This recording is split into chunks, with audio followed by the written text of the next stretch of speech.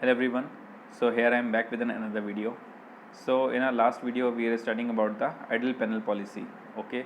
So we have studied till the ninth point, and from the 10th point we will continue the same topic in our today's video. And one more thing I would like to tell you that if you are having any kind of problem, okay, in that points in from point 1 to the from 1 to 9, you can text me, or you can comment me all the problems that you are having in the comment section of that video only, or you can comment me on this video also. Okay, just tell me at what time, okay, that at what minutes and what second you are facing any kind of problem, and I will surely help you out. Okay, so as now it is our last topic, and this video will be the last video of your unit 1, and after that we will study your second unit from the next video. Okay, so now let's continue with our topic. Okay, so we'll start with the point 10th. So most of the modern penologists are opposed to retention of capital punishment on humanitarian ground. ठीक है, तो अभी क्या है कि जैसे अब हम लोग देखिए मॉडर्न पेनोलॉजिस्ट की बात हो रही है, तो मॉडर्न पेनोलॉजिस्ट कौन है जो मॉडर्न थ्योरी ऑफ पनिशमेंट को एक्सेप्ट करेंगे। So modern theory of punishment जो हम लोगों ने पढ़ी थी वो कौन सी थी, वो थी रिफॉर्मेटिव थ्योरी ऑफ पनिशमेंट। सो अब क्या है कि चीज़ें लोग, जैसे हम लोगों ने पढ़ा था कि रिफॉर्मेटिव थ्योरी ऑफ पनिशमेंट को ज़्यादा से ज़्यादा लोग पसंद कर रहे हैं। लोग चाहते हैं कि इस थ्योरी को ही जो है आगे लेकर के जाया जाए, जिससे क्या होगा कि जो भी क्रिमिनल्स होंगे उनका एक अच्छा ट्रांसफॉर्मेशन भी होगा। सो अब चलिए देखते हैं कि फिर पेनोलॉजिस्ट ने क्या बोला। So most of the modern penologist are oppose to retention of capital punishment on humanitarian ground. Okay, capital punishment आपको पता ही है। They argue that killing of man is inhuman. Okay, that apart if an innocent person is executed due to erroneous justice that will do irreparable harm. Okay, इसका ये मतलब हुआ कि जो अब के जो मॉडर्न पेनोलॉजिस्ट हैं वो ये नहीं चाहते कि कैपिटल पनिशमेंट अब रहे। ठीक है, मतलब ह्यूमैनिटेरियन ग्राउंड पे वो चाहते हैं कि उसका जो है रुक जाए वो। ठीक है, उनका आर्ग्यूमेंट ये रहता है कि किसी आदमी को मार देना कि एकदम एक इनह्यूमन एक्टिविटी हो जाएगी। ठीक, और उनको एक ये भी चीज़ का डर सताता है कि मान ली अगर कोई इनोसेंट पर्सन है जो जुडिशरी में मान ली कुछ गलती के कारण या कोई डिसीज़न गलत हो गया जिसके कारण जो है, या उसका अच्छे से ट्रायल नहीं हो पाया जिसके कारण उसको जो है गिल्टी प्रूव हो गया मान लीजिए, और उसको कैपिटल पनिशमेंट दे दी गई, और पता चला उसको जो है उन्होंने फांसी दे दिया, उसको जो है पनिशमेंट दे दिया। सो इससे हुआ क्या कि वो ये एक इर्रिपेरेबल हार्म हो जाएगा, ये कभी जो है वापस नहीं आएगा फिर, है ना। तो इस चीज़ का भी डर बना रहता है। Now some argue that putting an offender to death virtually amounts to a gold blooded murder. Okay, कि मतलब किसी को जो है मतलब मार देना एक तरीके से जो है कोल्ड ब्लडेड मर्डर हो गया।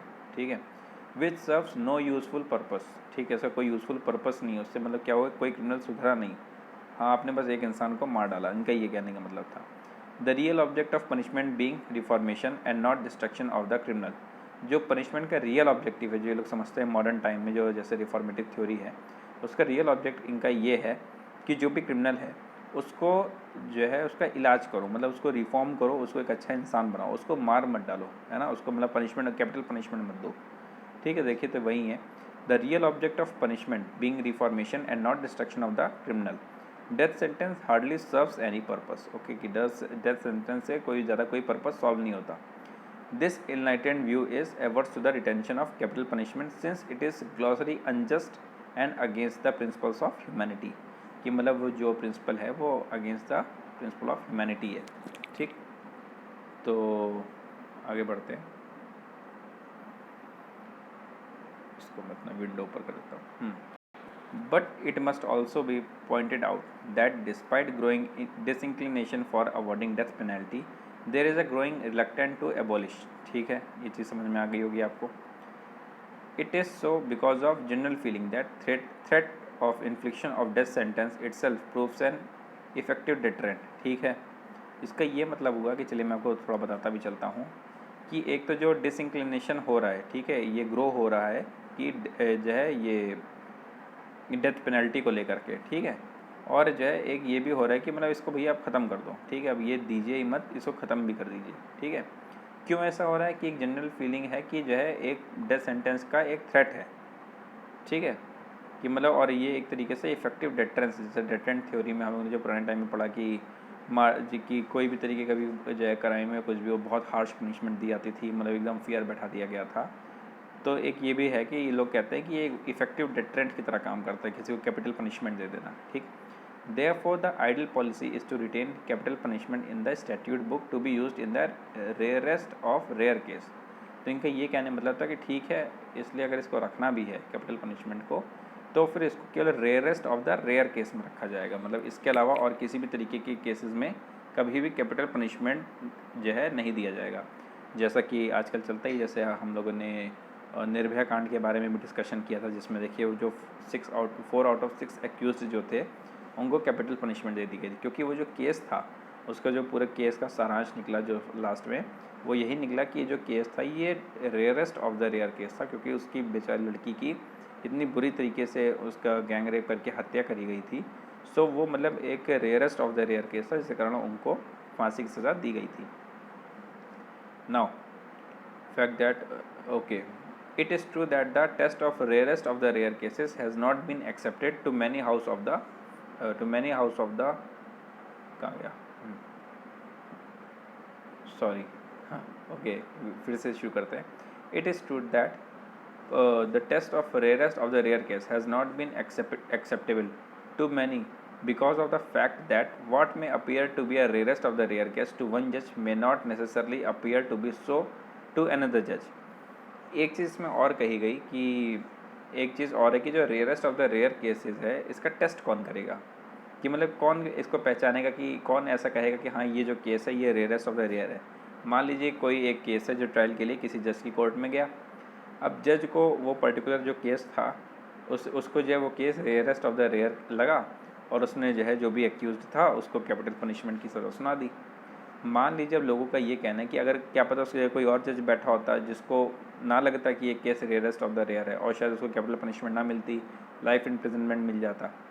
सो ऐसी भी चीज़ें हैं जिसके ऊपर ये डाउट्स देखिए हमेशा बना रहेगा, क्योंकि ये टोटली कोर्ट की मतलब जज के जो है अपना खुद के डिस्क्रिप्शन पे है, उसकी थिंकिंग एबिलिटी पे है कि ये rarest of the rare case है या नहीं है।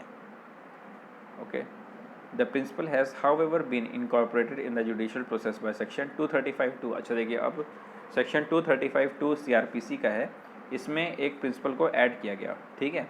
उसमें क्या बात कही गई, which provides that when a court awards death sentence by choosing between it and any other alternative punishment permissible under the law, then the reason for doing so must be recorded by the court।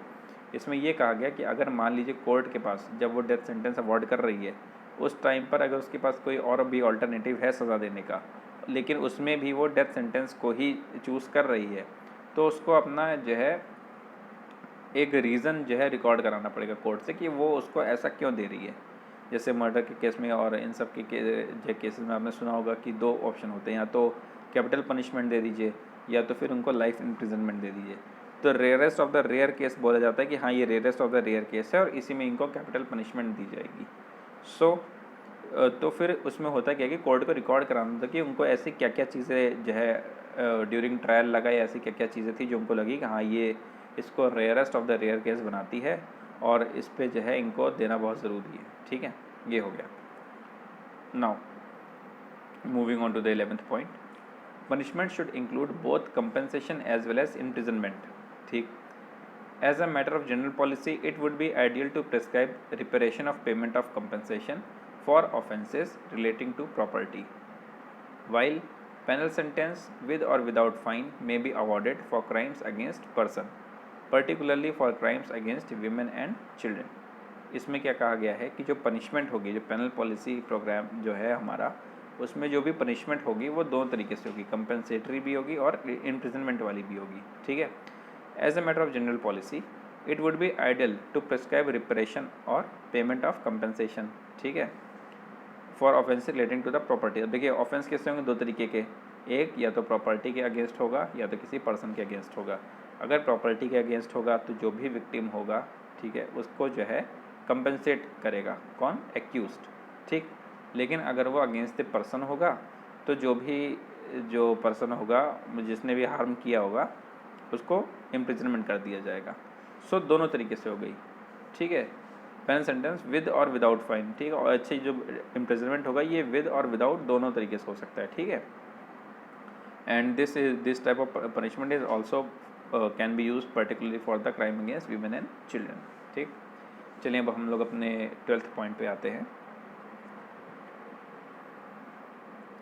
Okay, the efficacy of punishment by and large depend on its impartiality. देखिए किसी भी punishment का अगर efficacy देखना है कि वो कितनी एफिशिएंट है, कितनी अच्छी है, मतलब क्या मतलब, तो उसका इम्पार्शियल होना बहुत ज़रूरी है. मतलब ऐसा ना हो कि वो किसी क्रिमिनल को देख करके देखिए जैसे बहुत बड़ा आदमी है, या मतलब या कोई ऐसे पैरामीटर्स ना हो. ठीक है, चलिए क्या पैरामीटर्स हैं आगे पढ़ते हैं तो हम आपको फिर उसको एक्सप्लेन करते हैं.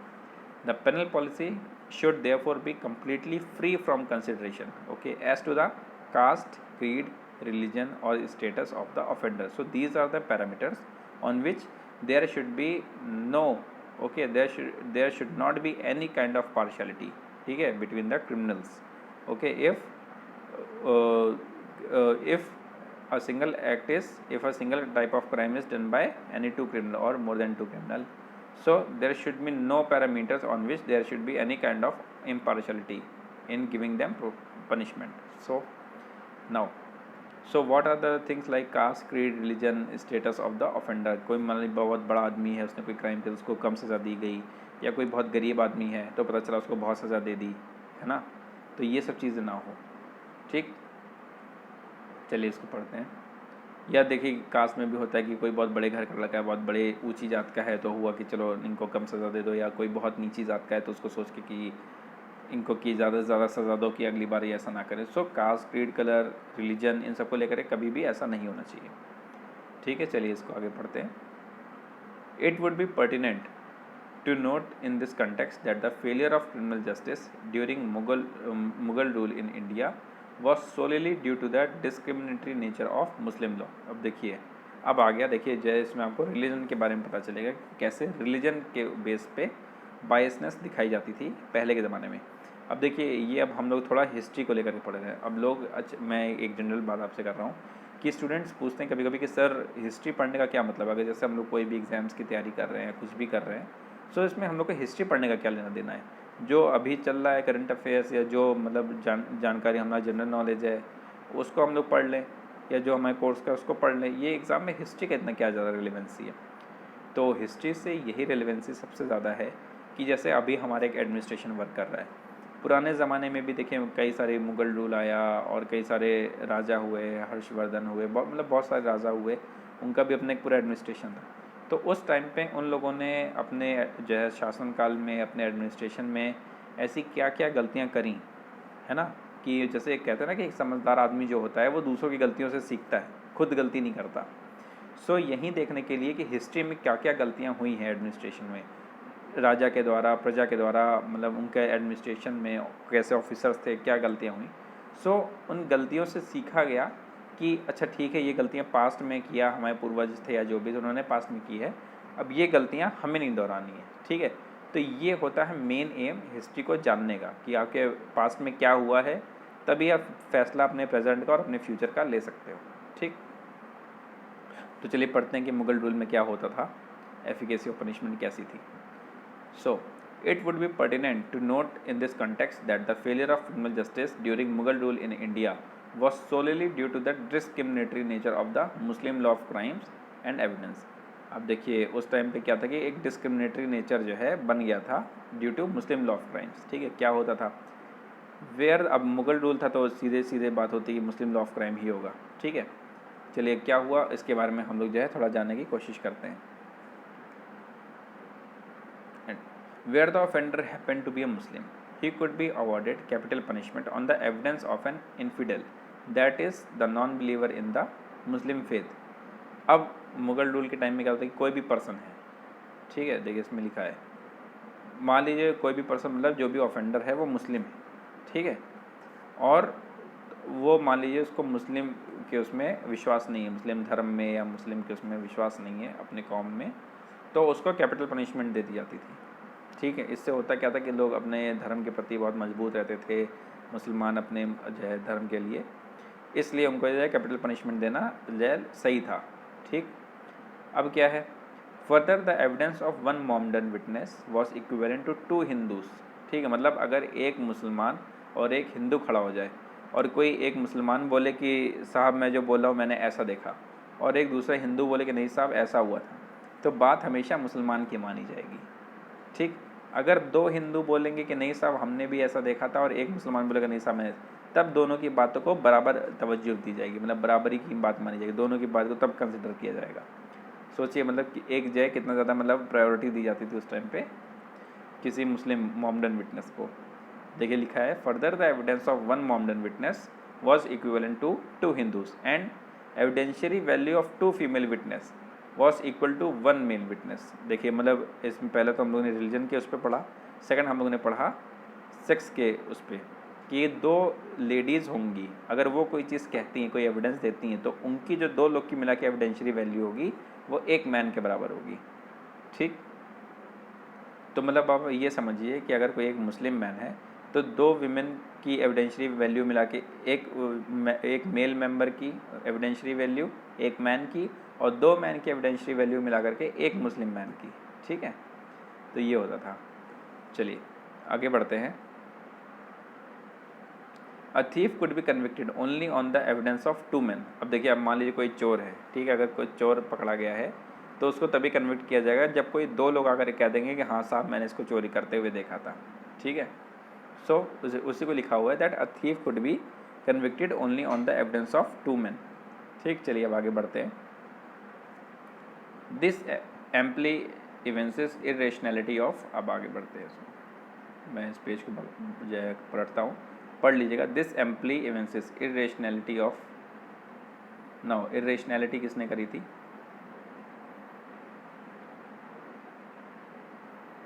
Okay, irrationality of the Muslim criminal law and the bias which it carried against Hindus and women। ठीक, इसके बारे में हमने आपको बता दिया। Now 13th, okay, let's move on to the 13th point। As a sound principle of criminal justice, it is for the legislature to prescribe maximum limit of punishment for every offence in the penal code, okay, without laying down any minimum limit. This will enable law courts to award punishment according to the requirements of the individual offender, thus infusing an element of discretion in judicial sentencing, which is sine qua non for individual treatment model। क्या हुआ इसका मतलब? इसका मतलब ये हुआ कि एक sound principle of criminal justice वो होता है जिसमें क्या होना चाहिए, जो लेजिस्लेचर है, जो कानून बनाता है, उसको प्रेस्क्राइब करना चाहिए कि कोई भी पनिशमेंट की मैक्सिमम लिमिट क्या हो सकती है। ठीक है, कोई भी ऑफेंस को लेकर के किसी ने मान लीजिए चोरी करी या डाका डाले, कुछ भी किया, तो उसकी एक मैक्सिमम लिमिट क्या हो सकती है, इसके ऊपर उसको सज़ा नहीं दी जाए। ये जो है लेजिस्लेचर का काम होना चाहिए कि इसको डिफाइन करे। ठीक है, इससे फिर क्या होगा, जो कोर्ट होंगे उनको पनिशमेंट अवॉर्ड करने में बहुत आसानी होगी। तो वो जो है इंडिविजुअल को देखेंगे, उनका जो भी जो है रिक्वायरमेंट होगा, ठीक है, इंडिविजुअल ऑफेंडर का, उसके हिसाब से जो है उनको जो है बता देंगे कि हाँ ये दोषी है कि नहीं है, क्या है, और जो है मतलब इतना उनका काम होगा। वो लेवल नहीं डिसाइड करेंगे कि किस लेवल की इसको सज़ा देनी चाहिए, किस लेवल की नहीं देनी चाहिए, क्योंकि एक जो लेवल होगा वो लिमिट जो लेजिस्लेचर्स होंगे वो सेट कर देंगे। ये कहने का इनका मतलब था। Now moving on to the 14th point, the system of solitary confinement. Solitary confinement के देखिए बारे में हमने जो पहले भी बात करी है।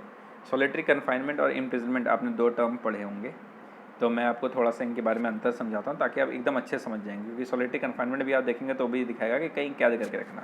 ठीक, इम्प्रिजनमेंट में क्या हुआ कि जैसे मान लीजिए अगर कोई कैदी है, अगर वो कोई भी काम करके आया और जेल में बंद हुआ, इम्प्रिजनमेंट में क्या हुआ कि जैसे उससे कोई काम करवाया गया, उसको वो फिर भी वहाँ रहेगा, तो कैदियों के बीच में रहेगा, उनसे बात करने का मौका मिलेगा, कुछ काम करेगा, रिफॉर्मेशन भी होगा, सब कुछ ये होगा। ठीक है, सॉलिटरी कन्फाइनमेंट में क्या होता है कि एक बंद कमरे में जो कैदी होता है, जो प्रिजनर होता है, उसको बंद कर दिया जाता है। ठीक है, वो उस रूम में अकेले रहता है। अब जैसे आप भी जानते हो कि जो मैन होता है वो एक सोशल एनिमल होता है। ठीक है, अब अगर किसी भी आदमी को बात करने को ना मिले, मैंने कहीं पढ़ा था, मैं आपसे थोड़ा डिस्कस भी करना चाहता हूँ कि 24 घंटे में अगर 22.5 घंटा किसी भी प्रिजनर को एक बंद कमरे में रखा जाता है तो उसको सॉलिटरी कन्फाइनमेंट भी कहा जाता है। ठीक है, 24 घंटा मतलब एक दिन नहीं, ऐसे जितने दिन की उसकी सज़ा होती है। सो उसमें होता क्या था कि बहुत सारे जो प्रिजनर्स थे उनको मेंटली टॉर्चर बहुत ज़्यादा फील करते थे वो, क्योंकि उनको कोई मिलता नहीं था बात करने के लिए। वो सनक जाते थे, बहुत एग्रेसिव हो जाते थे, मतलब उनका जो है कभी थोड़ा सा उनका दिमाग सही से काम नहीं करता था, उनका कोऑर्डिनेशन बिगड़ जाता था, उनका माइंड का और उनके एक्टिविटीज़ का, हर चीज़ का। सो ये सब प्रॉब्लम थी जो वो लोग फेस करने लगे थे। तो क्या था, आइए पढ़ते हैं। The system of solitary confinement has now become obsolete and outdated. Okay, it is discarded because it is torturous and imposes excessive suffering of the offender. ठीक.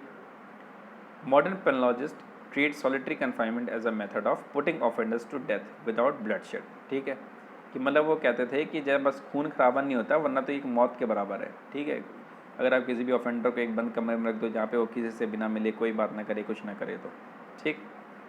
Now bloodshed. Confining convicts in isolation prison cell without any work makes them idle and aggressive, and they return to society as more dangerous and aggressive criminals after their release. होता क्या है कि अगर आप किसी भी criminal को confine कर दोगे, एक बंद कमरे में रख दोगे जहाँ पे उसे कुछ भी नहीं करने को है, बात भी नहीं कर सकता, वो किसी से मिल भी नहीं सकता, उससे क्या होता था कि उसके ऊपर एक मेंटली बहुत बड़ा टॉर्चर होता था. ठीक है, वो अपना मानसिक संतुलन खो देता था. ठीक है, बहुत एग्रेसिव हो जाता था और वो पहले से भी ज़्यादा एग्रेसिव होने के कारण और बड़ा क्रिमिनल बनता था. और फिर इतने टाइम तक वो सोलिटरी कन्फाइनमेंट में रहने के कारण आकर के जब बाहर आता था तो वो सोसाइटी से मिक्सअप भी नहीं हो पाता था. ठीक. Now the torture of solitude and isolation is so painful that it completely destroys the personality of the offender and he turns hostile and indifferent to the community, जैसे मैंने अभी आपको एक्सप्लेन कर दिया. So now we are moving towards our last topic, okay, of this heading, efficacy of punishment, penal policy, okay, and also it is the last topic of your unit 1. Okay, so after that in our next video we'll start with our new topic that will be from unit 2. Okay, so in the 15th point, punishment should always serve as a measure of social defense. Okay, this in other words means that elimination of incorrigible and rehabilitation of corrigible should be the ultimate object of penal justice. ठीक है, आप समझ ही रहे होंगे अब तो कि ठीक है. उसके बाद कि पहले उनका एलिमिनेशन हो और उनका रिहेबिलिटेशन हो. ठीक है, ये मेन मकसद होता है. उसके बाद an ideal penal policy should have enough elasticity so as to mould itself with the changing needs of time and place. जो पेनल पॉलिसी होनी चाहिए वो इलास्टिसिटी होनी चाहिए उसके अंदर, मतलब रिजिडिटी नहीं होनी चाहिए कि एक बार जो बन गया फिर वो वैसे ही रहेगा, क्योंकि समय के हिसाब से, जगह के हिसाब से चीज़ें, कंडीशंस अलग होती हैं. हमेशा हर जगह एक ही समय पे एक ही चीज़ नहीं रहती है. So the penal policy should be elastically in nature. Okay, so that it can be moulded in any form any administrator would like to mould it. ठीक है, कैसे भी वो चेंज करना चाहे ताकि वो फ्लेक्सिबल रहे. Okay, the above generalisation with regard to punishment amply suggests that no single theory without deterrent, preventive, retributive or reformative can help in eliminating crime and criminals from society. ठीक, बहुत सीधी सी बात है, जो हम लोग जितना हम लोग पढ़ा उसका एक पूरा सारांश इसमें एक कंक्लूजन आ गया. The above generalization with regard to punishment, okay, amplify suggests that no single theory, whether deterrent, preventive, retributive or reformative, can help in eliminating crime and criminal from society. ठीक है, it is only through an effective combination of two or more of this theory that an ideal penal program can be withdrawn to combat crime. हम लोगों ने क्या समझा कि जो भी हम लोग की 4 तरीके की थ्योरीज हैं, कोई भी अकेली थ्योरी जो है क्राइम को हटा नहीं सकती है.